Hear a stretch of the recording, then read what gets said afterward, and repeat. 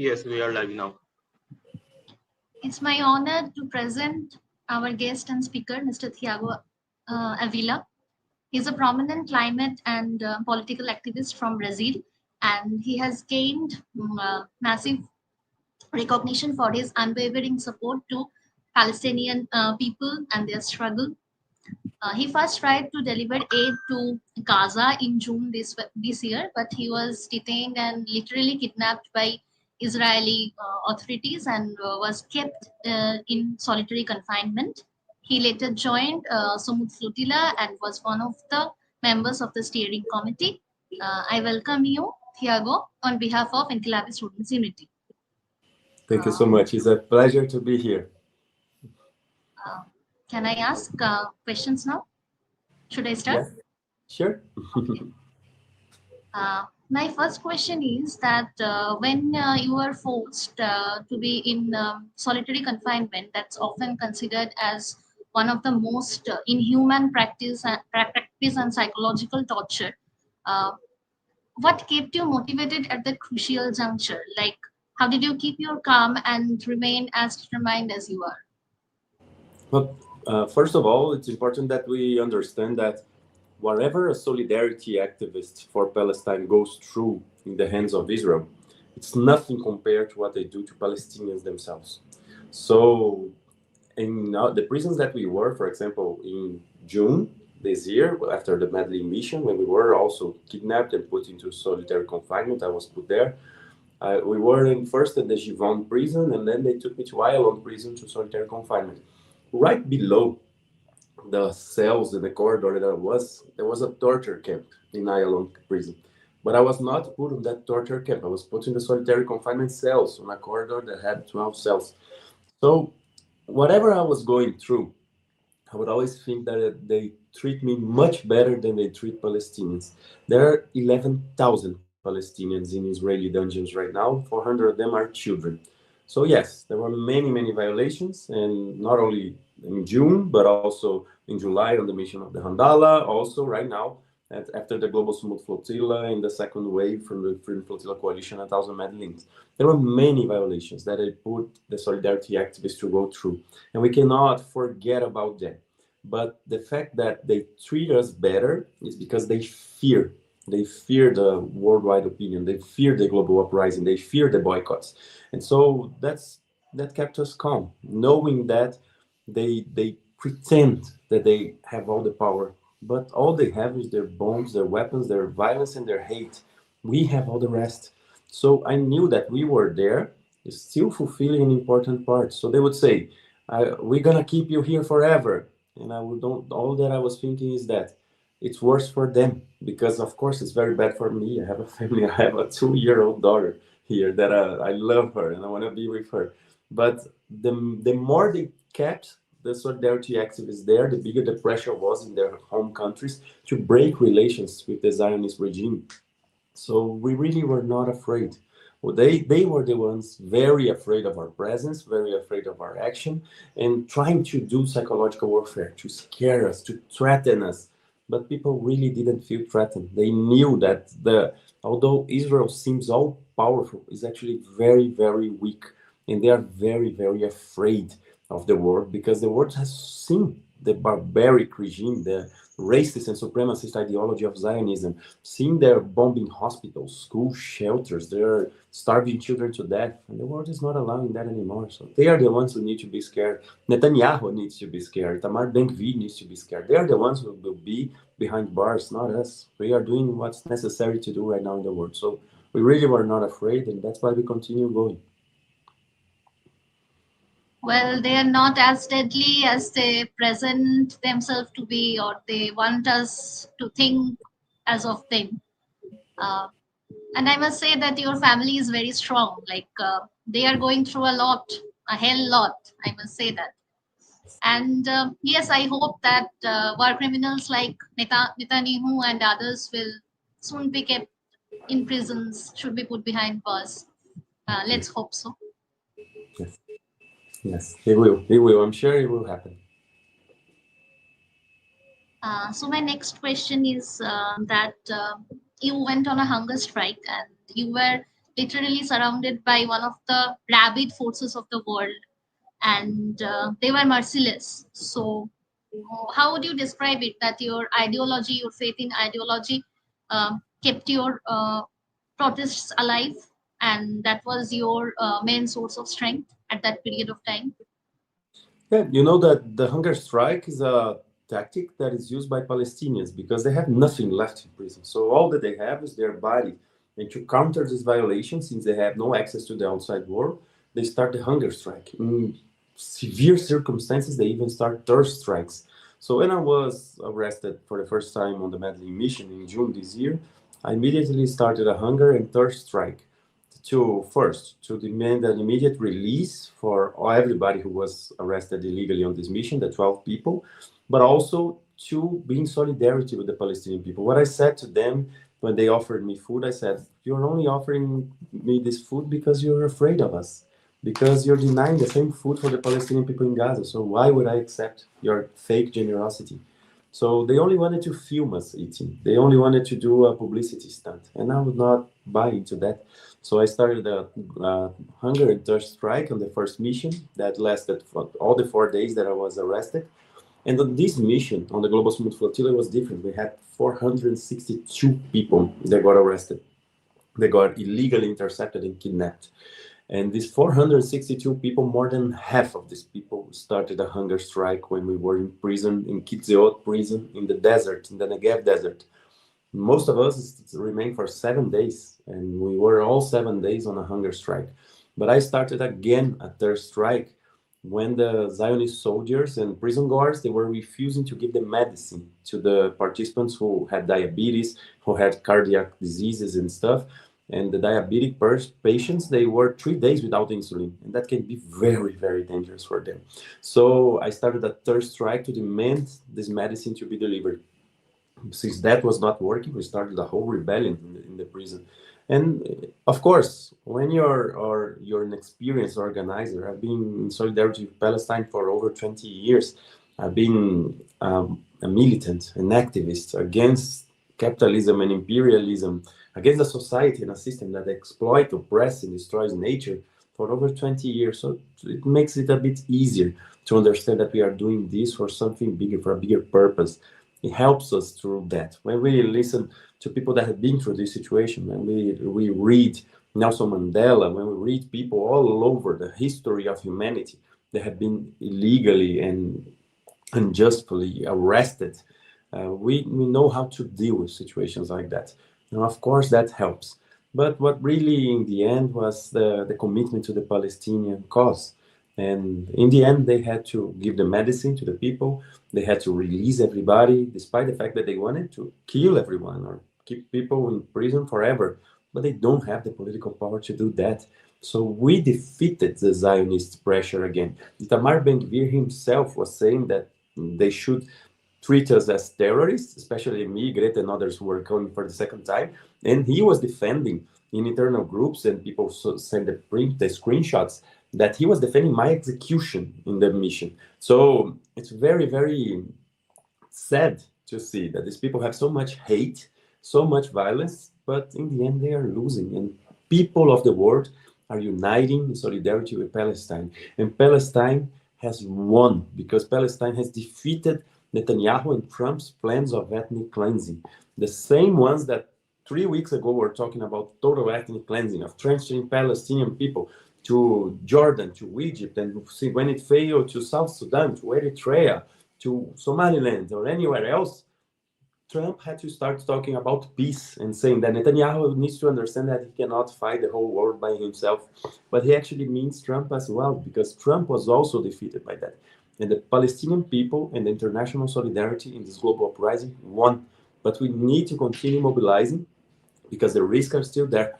They're trying to breach the limited and fragile ceasefire to continue genocide, but after that we need not only to maintain the ceasefire, but also to stop occupation, to stop apartheid, to stop the colonial system, to stop this racist and supremacist ideology called Zionism. We need to decolonize that region to make sure that every person, doesn't matter your religion or ethnic group, can live with equal rights, can live with the basic human rights that every human being deserves. So we still have a long way to go, but we are not afraid of them. That's the most important thing. We need to continue mobilizing and actually intensify our efforts. Yes, the Zionist state in the Middle East is obviously fed by big capitalist power like USA, and obviously Palestinian people's victory is a tight slap on their face. And I must say that they tried to inflict psychological tortures on him all, but they massively failed, and that's a great thing, I must say. And the torture that Palestinian civilian and activists have been facing in Palestinian prison is inhuman to say the least. But yes, you are absolutely true. They have nothing to lose anymore. Like their whole existence, their culture, uh, all are on the verge of collapse.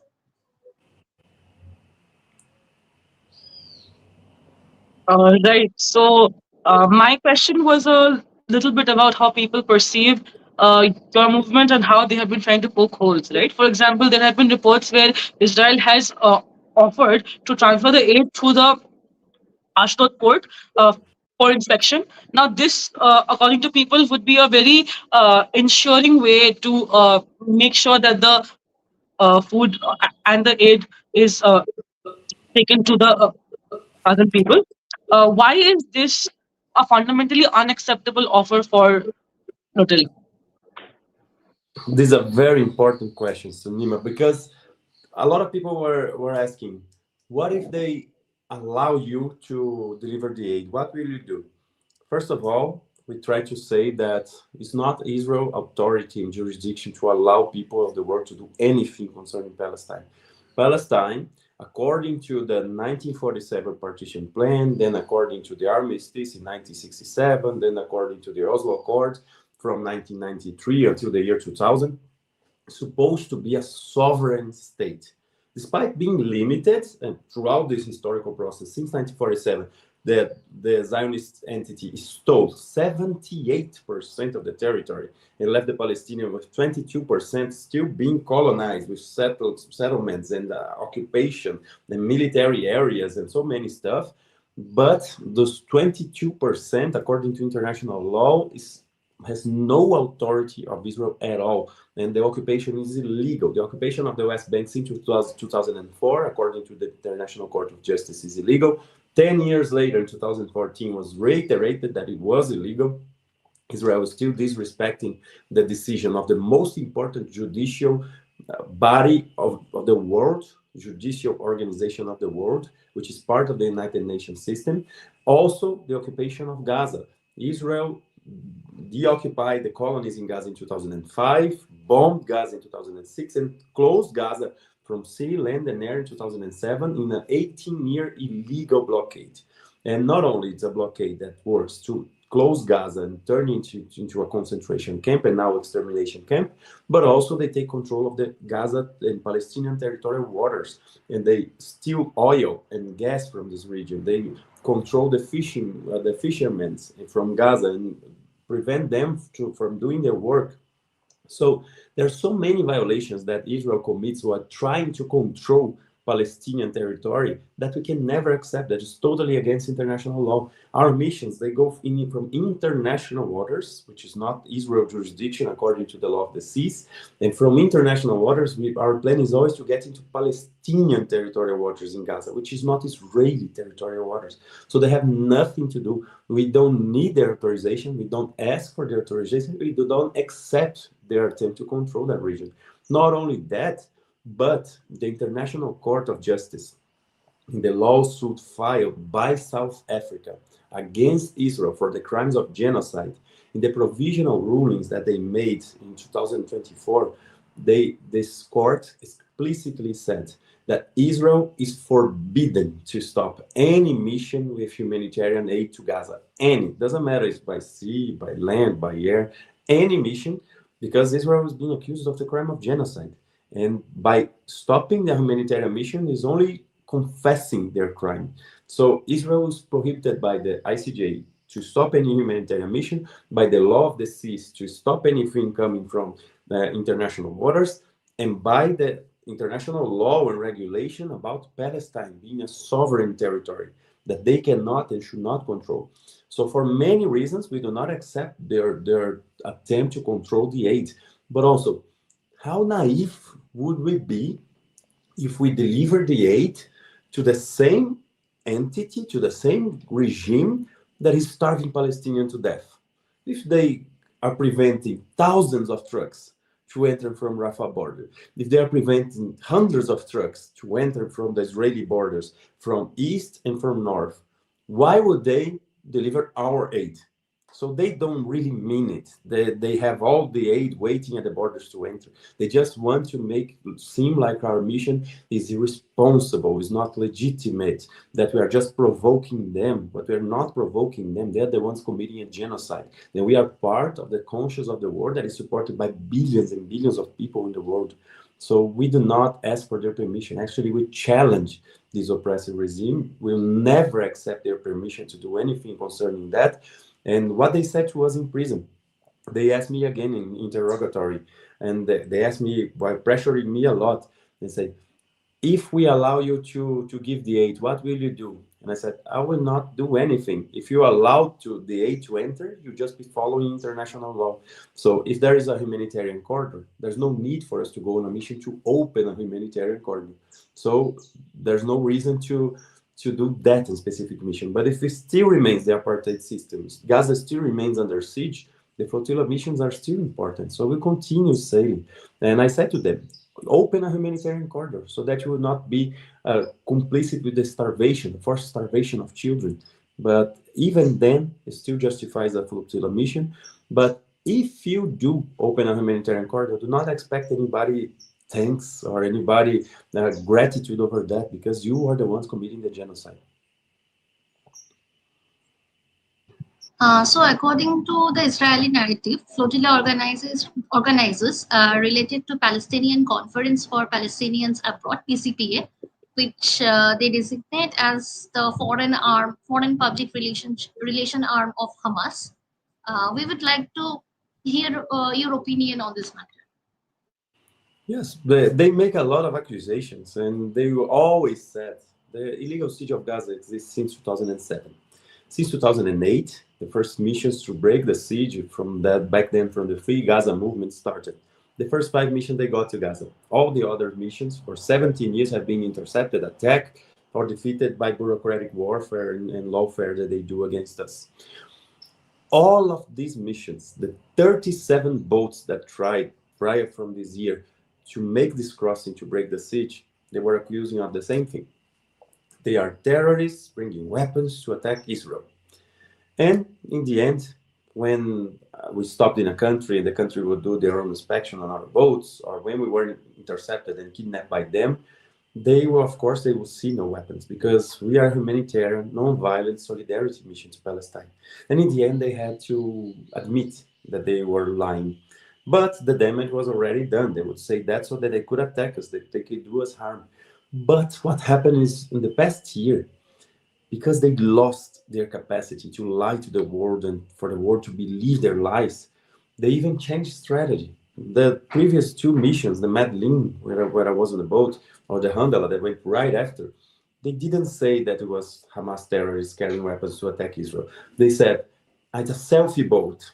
People who wants to show off, who wants visibility, who wants to gain followers and stuff like that. He was trying to find a different way to disqualify, because it was hard to say that we, humanitarian workers, environmentalists like me, like Greta, that we were terrorists. That will not fit, and the people, of course, will not believe that. So they changed strategy. When we organized a Global Sumud Flotilla, so many people from so many countries, they started again to say that terrorists bringing weapons to attack Israel. And they say these things that are connected to this and that organization. These are all lies. We have no connection with any specific movement, political party, organization in Palestine. We support the Palestinian people as a whole.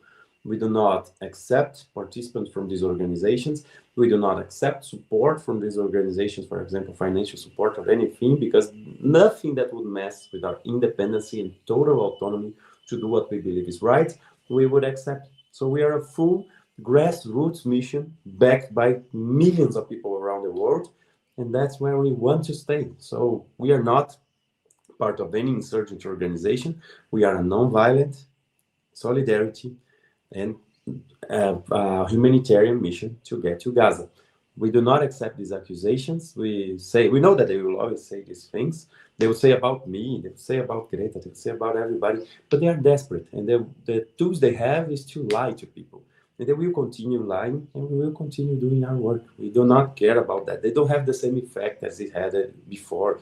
So we just continue going because people do not believe their lies like they used to. So we know that the world has woken up to their lies, and the world is ready to mobilize against state terrorism from Israel and the United States.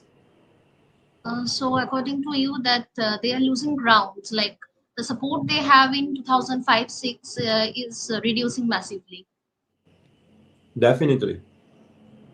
They are losing every single day. Israel has completely lost the PR battle. They control for so many years the narrative of what happened in Palestine that they managed to find a way, while they were stealing land from the Palestinian people and committing genocide. Because you will see that I never give an interview saying that the genocide started in 2023. The genocide and ethnic cleansing is a process of 8 decades, since 1947. 1 week after the partition plan, the massacre and the displacement started in Palestine. So from 1947 to 1949, on this small period, they not only took 750,000 Palestinians and displaced them, they also took 78% of the territory of Palestine. And this 22% remain still under occupation and under an apartheid regime. So I always say that they maintain 8 decades of genocide and ethnic cleansing that structured itself into an apartheid colonial state, which is led not by a religion, but by an ideology which is racist and supremacist called Zionism. This process has lost most of its power in the last 2 years because now the states, most of the governments, they have been very pressured by the people not to be complicit with this hateful regime that is committing genocide. The people in the world finally understood that they are not victims, that actually the Zionists are the ones, the perpetrators of the biggest violations of human rights in this generation, and that understood that they control so many media outlets, so much of the cultural industry, so much of the movies, so much of the artists, and that this needs to be challenged by the people who didn't lose their humanity, who didn't sold their souls for money. So there is no turning back to that. The youth all around the world that learned what is colonialism, what is imperialism, what is Zionism, they'll never again believe their lies. So not only they are losing ground, but they suffer a strategic defeat that will lead to their final defeat and the free and total liberation of Palestine. That's what I believe.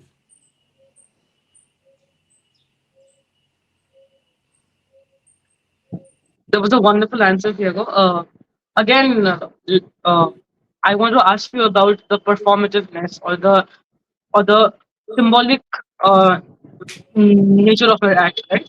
So there is a narrative which says that instead of symbolic action, if you cooperate with existing mechanisms, the aid which is being delivered could like increase in volume and could reach more immediately, and it would also be less risky and expensive.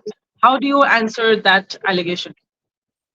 This is very important to address actually, because when people say that, they first of all they try to insinuate that we don't do the humanitarian work, but we do. We support so many organizations, so many kitchens in Gaza, so many attempts to break the blockade, for example, in Rafah crossing. I was in Rafah, trying to get to Rafah in November 2023, and I saw more than 1,000 trucks rotting in the desert, in the Sinai desert, because Rafah border was closed by Israel. So we've been trying to deliver humanitarian aid through any method, any mission that says it's bringing humanitarian aid to Gaza. They managed to find a way, whether it's UNRWA, whether it was World Central Kitchen, whether it was any other human appeal, so many others. We were supporting these initiatives, and we always will continue to support, as well as support individual Palestinians with their campaigns and GoFundMe and Shuft and all the other initiatives. We do that, but the problem is that this is not enough. Imagine that before 2023, October 2023, an average 500 to 600 trucks would enter Gaza. The UN calculates that at least 3 times that would be necessary to bring a dignified life for the Palestinian people. But the problem is that calculating how many thousand trucks needs to enter per day doesn't address the main concern. The main concern is Gaza does not need to be under siege, needs to be free of this violation. Palestinians should not be asking for the world for humanitarian aid. Gaza is a very fertile land that has the capacity, even the water capacity, and the history of the region is a very rich region. So they should not be asking for the world to aid. What they need is liberation. What they need is freedom. So first of all, we do support all humanitarian efforts to get to Gaza, but we know of their limits. Many of our trucks that we support are rotting in the desert. So while doing that, we know that not only aid is not enough, but even that way is shut. So we needed to go to open a way so that we can say to the governments, you're not sending ships there because you say there's no open way. And we are there to open the way, so we have no excuse anymore. And you have to send. And that, of course, puts our lives at risk and is a very, very high risk mission. But we need to go because we need to find a way, and the governments are failing Palestine. They want business as usual. They want to continue their arms deal, their economic free trade agreements, and all of the other deals with this horrific regime. And we need to stop it. Remember how the apartheid in South Africa ended. It ended through mobilization, through a lot of work, a lot of hard work from people, of course, in South Africa resisting, but also international solidarity, promoting boycott, divestment, sanctions, until this regime dehydrated in a way that even the people that supported apartheid, they thought, I could live a better life than this, than being hated by the entire world and being despised by the entire world. That's what we need to do right now with the Zionist entity. So they will say that our mission is performative. First, they would say that our mission was of terrorists, and now they changed to performative because they lost the terrorist narrative. They cannot say that we are terrorists anymore because, of course, we are not. They see the aid that we bring. They see that we bring no weapons and anything. They see that we remain strictly nonviolent. I train myself for participants on our missions to remain nonviolent in any circumstance. So it's very important that we break their narratives. When they say this about performative activism, all forms of activism have, in a certain level, the aim to get attention, to mobilize people, to bring awareness to people. So yes, we will continue trying to get the world's attention, but we will not do this in a symbolic way. It's a very concrete way. The aid that we were bringing, it was life-saving aid, but more than that, the humanitarian corridor that we were there to open, that would be the main lifeline to Gaza right now. That is still closed. Rafah border is still closed despite the ceasefire. They are not even fulfilling their agreement to enter 600 trucks. Less than 100 trucks entered most of the days last week, and yesterday not a single truck entered because they were attacking Gaza once again. So we need to continue pushing. This is not a symbolic action. Of course, it has a symbolism, but it's a very concrete action to challenge the most hateful regime in the world.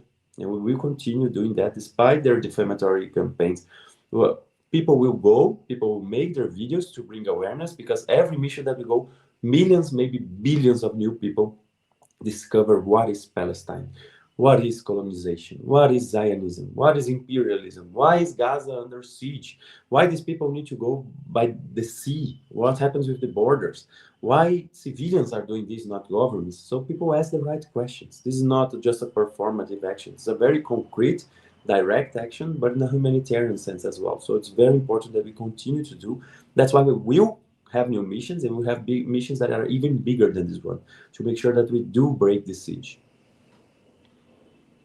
So, there were reports that says that social medias like Meta have invested millions of dollars for the Zionist cause, but the people are using social media to spread consciousness and all this. Meta's large capital can't even divert people's attention. How do you explain this? You mean the contradiction of the big techs and their control over circulation of information, over data of the people, and the use that we do for our activism, right? For Palestine. That's the question. Yes. Okay. First of all, it's important that we understand, for example, when we look at 8 decades of genocide and ethnic cleansing, most of this time, Israel had full control over the narrative because they control the mainstream media from the United States, from Europe, from Latin America. So it was very hard to circulate any information about what was really happening in Palestine. Yes, we have independent media, but that was a very residual part of the proportion of circulation of information. When social media comes, it comes with a possibility of us to break this media blockade, but also still under the control of big corporations and big techs. They're part of the same imperialist system. They're a part of Zionism. Their CEOs are Zionists themselves. So they try to restrict this information as much as they can. They promote boycotts. They shadow ban the pages. They ban pages, like they banned so many pages, even from me. Then we have to create new pages, and these pages need to grow because we're bringing true information. So they try as much as they can to restrict information until today. They promote so many penalties to who is sharing the truth about what's happening in Palestine. But they cannot, because people's power is much stronger than they are. So they try to close the capacity of this information to circulate, and the people of the world finds a way, and the information goes out there. So we found a way also to break their algorithms. They try to make sure that our information does not get, but people have their discipline and they go by themselves. They do not need to be shown on their feed. People know where to go to find the right information as well. They go proactively. It's not just consumers of that, but they go proactively looking for the right information, using this knowledge and tool and information to mobilize for this global uprising.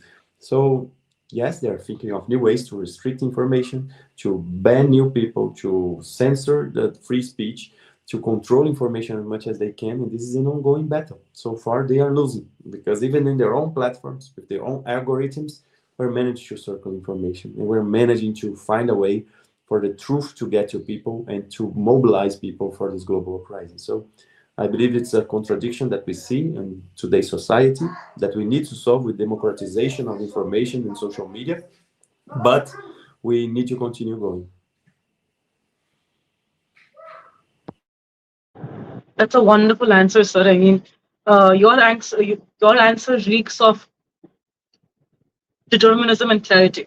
So I wanted to ask one question, which is regarding the legality and legitimacy of your actions, because you have been very uh, assertive of your right to deliver this aid, right? So could you please tell us about the specific articles in international maritime law which give you this assertiveness over your right? If you could talk about it. Yeah, thank you for bringing this up, because the legal framework that brings us to the situation of the legality of a flotilla mission, it comes from different backgrounds. It comes from the United Nations Charter, for example, that talks about human rights, all the Geneva Conventions, the Statute of Rome, which created the International Criminal Court. So all the human rights legislation in the world is one type of framework for what we are doing. So we are doing what states should be doing, what the states that sign these conventions should be guaranteeing that happens in Palestine, and even that comes from their ruling and their judicial courts. This is one thing, international humanitarian law. The second thing is the International Court of Justice specific case opened by South Africa that forbids Israel to stop any maritime mission. This is in the provisional rulings. That is very well stated. There's no doubt about that. The UN Special Rapporteur for Francesca Albanese states that as well. This does not come just from activists, comes from a legal and diplomatic background as well. But also, as you bring the law of the seas. In the law of the seas, I'm not the biggest expert. I do not come from a legal background. I come from an activist background. I'm an environmentalist and an internationalist in Brazil. So about international relations, about the UN Security Council, for example, I can speak very well. All the resolutions that were approved that says that humanitarians should get unhindered to Gaza, for example. The very few resolutions that were approved, because all the others that talked about ceasefire were vetoed by the United States. So we have a lot of frameworks from many areas. The one that is actually the weakest link is the law of the seas, because that's only about circulation. But what matters most is not the right to travel the ocean. What matters most is the prohibition of Israel to hinder humanitarian aid to Gaza because it's been accused of genocide, and the responsibility that all countries have who signed the UN Charter, the Geneva Convention, the Statute of Rome, and all of this humanitarian legal framework that demands them to take action. Since they failed to take action, we were taking action for them. And Israel does not have any legal right to control Palestinian territorial waters because it does not apply to the Oslo Accords, it does not apply to the Armistice of 1967, does not apply to the UN Partition Plan Resolution 181 from 1947. So they have no control over there. The world has the responsibility to ensure human rights are respected in Palestine, and they are not allowed to stop humanitarian missions. That's the main legal framework. The law of the seas is just a plus because we could be going from any type of territorial waters. We could go from Egyptian territorial waters. We could be going from Lebanese land territory. They are not allowed to stop any humanitarian mission, period. And they did that illegally once again, showing that they are war criminals, showing that they have no regard for international law. Since US is a permanent member of the Security Council in UN, like they have vetoed many resolutions, and it was only in 2025 when major Western European and Australia and some countries that recognized the state of Palestinian. So, do you think that this bureaucracy and contradictory legislation is slowing down the process where thousands of lives are lost?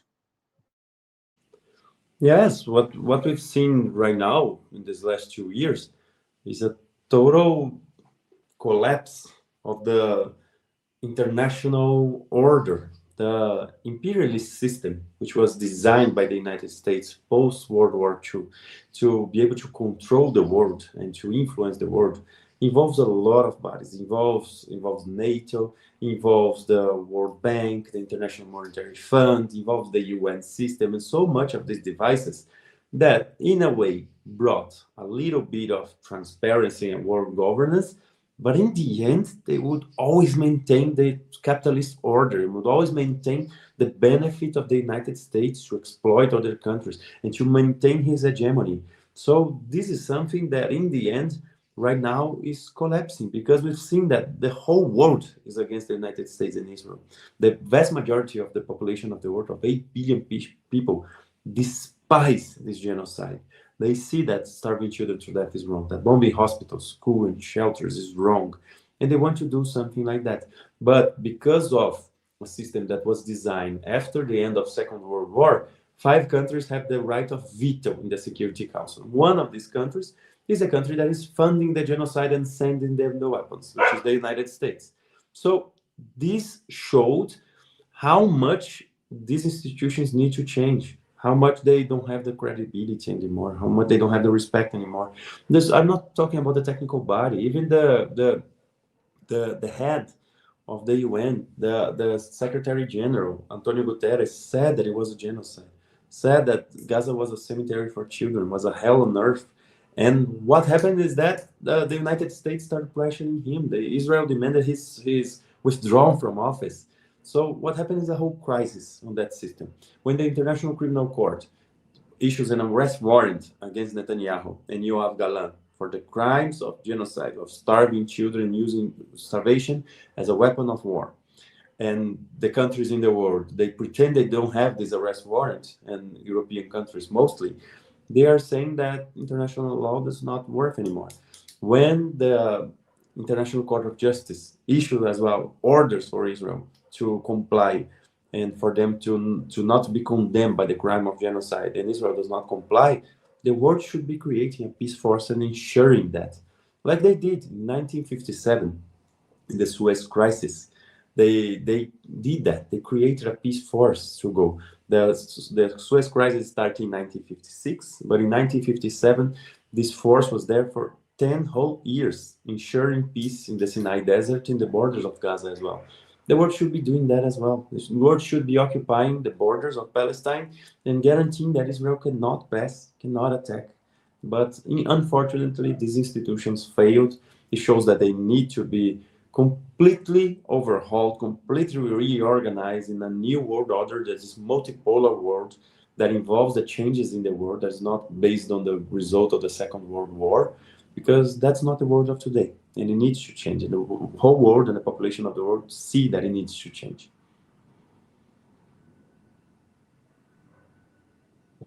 That was a wonderful answer, I think, Thiago. I think one more extension of the last question I asked you, which I think is very important for the audience to know, is that how do you respond to the states who assert that there is legality in Israel blockading your naval shipments? I mean, they say that Israel blocking your aid is also very legitimate. How do you address that? Yeah, we use what the International Court of Justice says, that they are not allowed to block any type of humanitarian aid.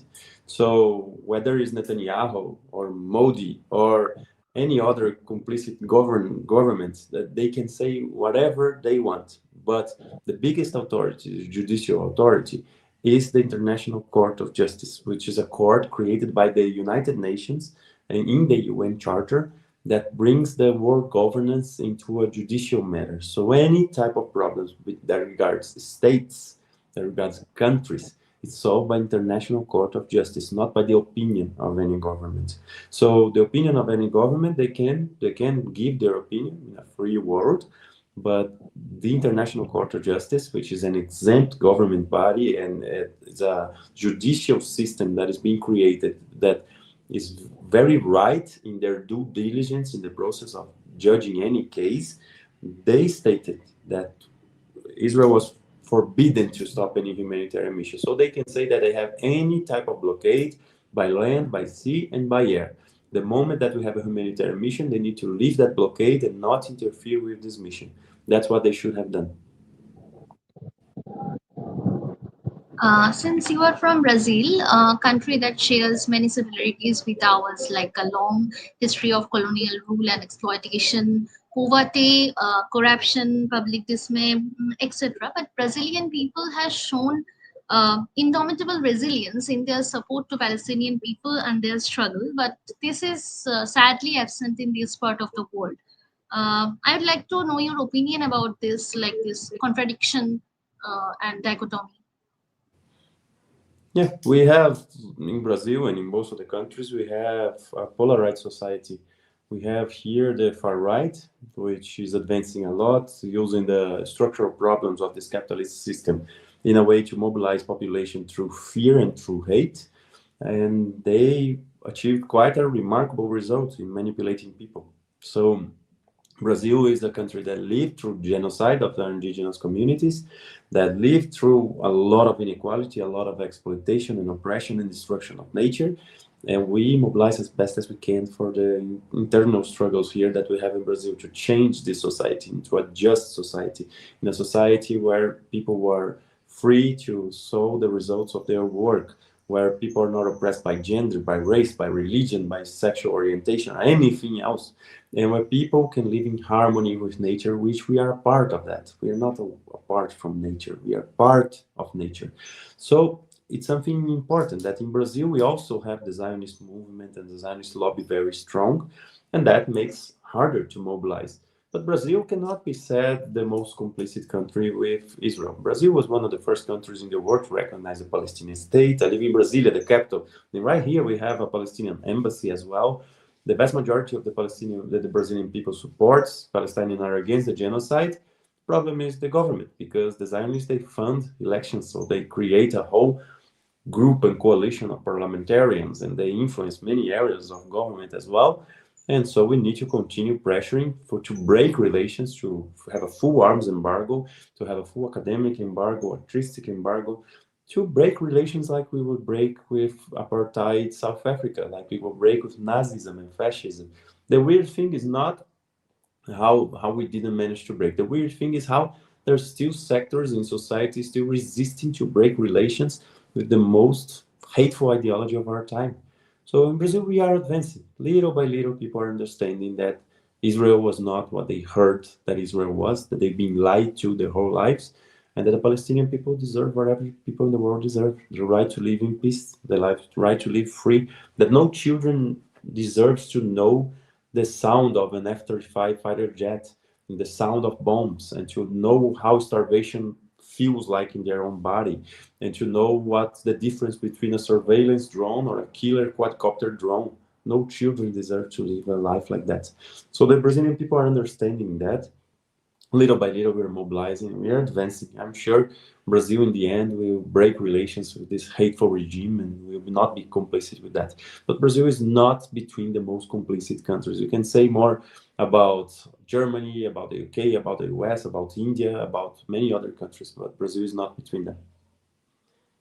Well, India was also one of the first countries to recognize the state of Palestinian, but years of right-wing rule and right-wing hate politics, Indian peoples are just so blind in hate. Large part of Indians are supporting colonial force like that of Israel, which is very sad. I think someday they will learn from their Brazilian brother and sisters. I totally agree with you, and I hope this day will come. I really cheer for the people of India. You deserve a much better people-powered government. So my next question is to you that this is one of the first genocides which is considered to be televised and very well documented. And this whole Zionist ecosystem feeds venture capital to the prominent establishments of the world, and they also fund right-wing politics and the rise of alt-right around the world, the rise of intellectualisms. They are all trying very hard to justify it. And in this crucial moment, how did you defeat this and organize such massive protests in Brazil? And what helped you establish your narrative among the common mass? But this is important that they always had their spokesperson that would defend this genocide and previous genocides as well. They, before they did it through the media, they were the ones saying that Iraq had weapons of mass destruction, and that's why the US and the UK and other countries, they had to invade Iraq in 2003. They were the ones saying that for many years that they needed to bring democracy into Libya, that they needed to bring military dictatorships into Latin America to defeat communism. So they've been saying these lies forever, and they still say these lies. What changed now is that now we also have platforms to say the truth. And not only that, but people are starting to mobilize again. Because when we live in a new liberal society, capitalism is structured itself in a economic ideology right now, in a stage where there's a new liberal economic system and ideological system to organize society, but also in an imperialist stage. That's how they behave to expand capital and how they deal with countries, and they deal with coercion and invasion and destruction and domination of other countries.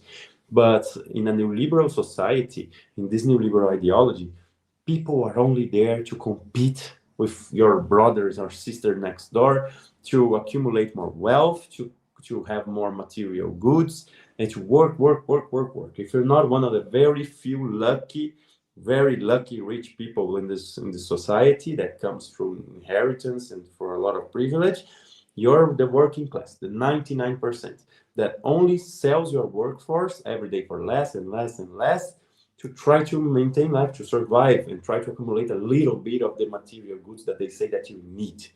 But when we move away from this ideology, we learn that we can organize ourselves and we can change this system that is not made for us. It's made for a handful of people on the top of the social pyramid, and we cannot accept that.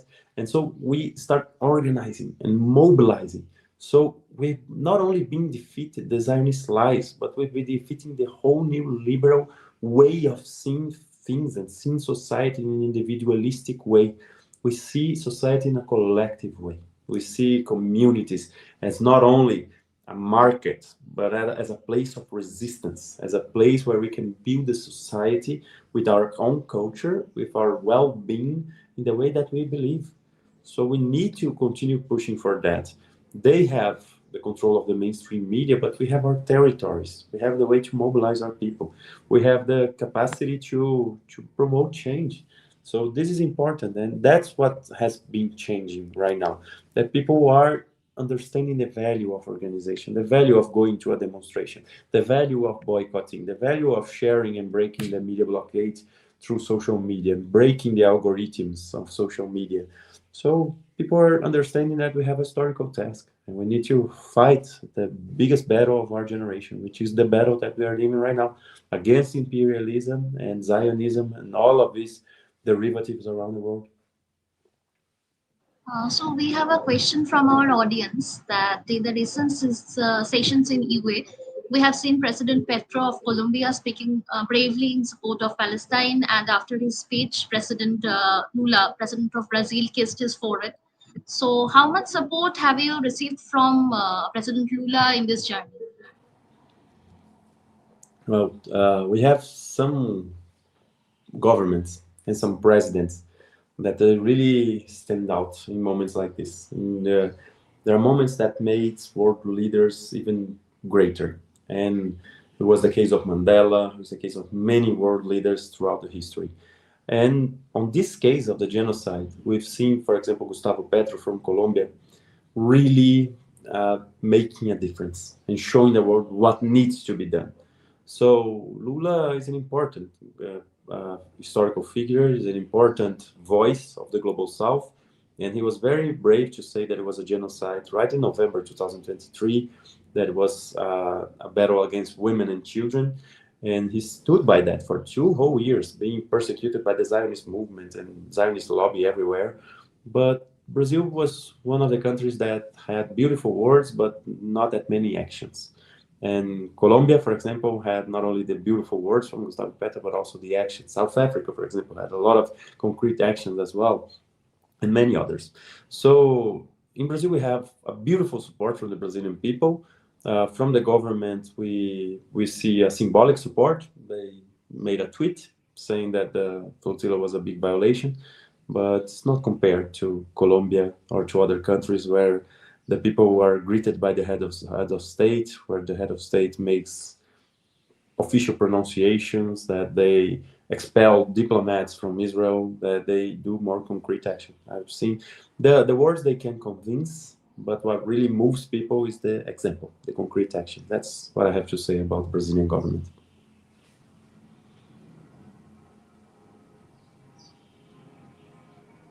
It was a wonderful answer, Thiago. Now, what I want to talk about is the facade of the ceasefire. I mean, we all know that the ceasefire did take place in that sense, but there have been killings. Israel has killed multiple people after that, and there have been multiple ways in which it has violated the ceasefire. In such a scenario where Israel is not standing by its word, how do you expect to sustain the movement as an activist? How do you plan on sustaining? Well, we need to make sure that Israel cannot pay the price of not abiding by the ceasefire. We need to make sure that the whole world goes into a complete rise up, a complete global rebellion, complete global uprising if they break the ceasefire once again. We need to make sure that they cannot pay the price because they will be completely isolated from the world. So we need to impose the ceasefire on them. It was not their desire. Netanyahu and Yoav Galan and all the others and Bezalel Smotrich and Tamar Ben-Gvir, they want a complete ethnic cleansing of Gaza. They said that too many times. They're still advocating for that. So we need to make sure that they cannot fulfill their dreams. They do that not only because of their ideology, racist and supremacist, hateful ideology. They do that because they want to remain in power. And if Netanyahu stops the attacks on Gaza, on the West Bank, on Lebanon, Iran, and all the other countries, he will go to prison for the war crimes, for his war crimes. Not only him, but also Israel Katz, the Minister of Defense now, but also Itamar Ben-Gvir, the Ministry of Interior, and all the others. They will go to The Hague. They will be in jail. So they prefer to continue the attacks because they cannot deal with instability. This far-right coalition that rules Israel right now, it's not the only problem. The problem is Zionism itself, whether from the far right, from the right, or from the center. I consider there's no leftist Zionism, so I don't consider there's a real left in Israel. So that is not anti-Zionist. So in a sense, They will continue trying to violate the ceasefire for their survival.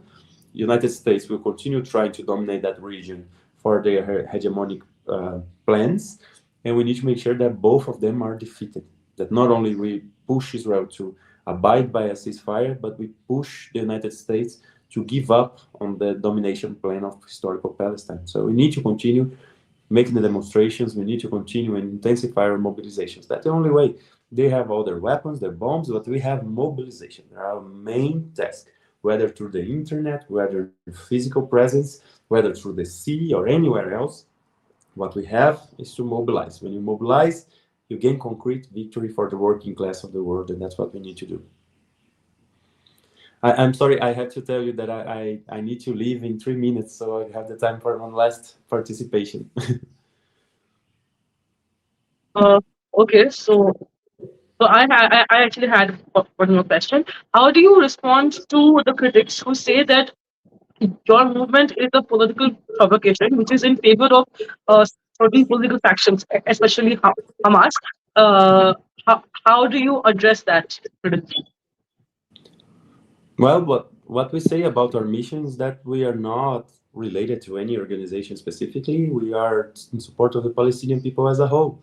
And it's not a provocation. There are people starving in Gaza, so it makes full sense to open a humanitarian corridor. And even if there was a humanitarian corridor open, but still under the control of the occupying force, and Gaza was still under siege by sea, by land, and by air, without the control of its borders, like international humanitarian law, and the international law says about Palestine itself, there's still room for international solidarity. So we will continue going.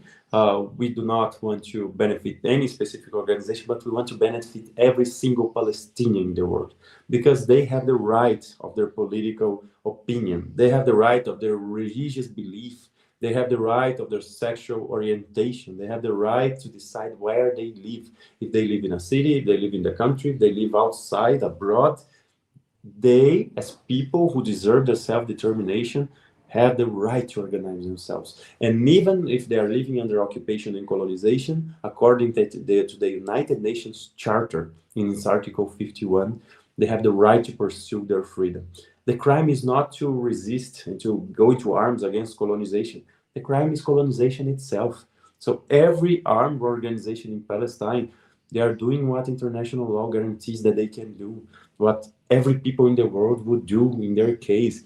Every people has the right to be free, and people can mobilize in any way to achieve that. International law guarantees that. The problem is to occupy. The problem is colonization. So we need to continue showing our solidarity to Palestinian people irrestrictedly, but in our case of the Global Sumud Flotilla, we don't do it through any organization.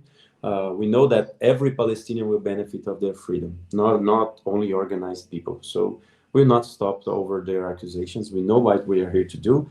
We are here to promote a society that is free of exploitation, oppression, and destruction of nature, the Palestinian people, but also the people from India, also the people from Brazil, from everywhere else, deserve to live in a society like this. So that's why we continue going. Thank you so much, Thiago. I know we know that you are in a rush right now. So there's just one thing which I would like to point out, which is I'm so glad that you are using words like genocide and ethnic cleansing and colonialism. Like there are people who have tried to depoliticize the entire case, and I am so glad that people of Sumud Flotilla haven't done that. Um, you and your work are really inspirational for us, and we sincerely hope that we could work hand in hand like this in support of a free world. I'm so glad you could join us today. Long live the people's movement. Thank you so much. Thank you so much. It's been an honor being with you. I hope someday I'll visit India as well. You do a beautiful work there as well to transform society. I'm sure the workers of the world someday united will conquer our collective freedom. Thank you so much. Thank you.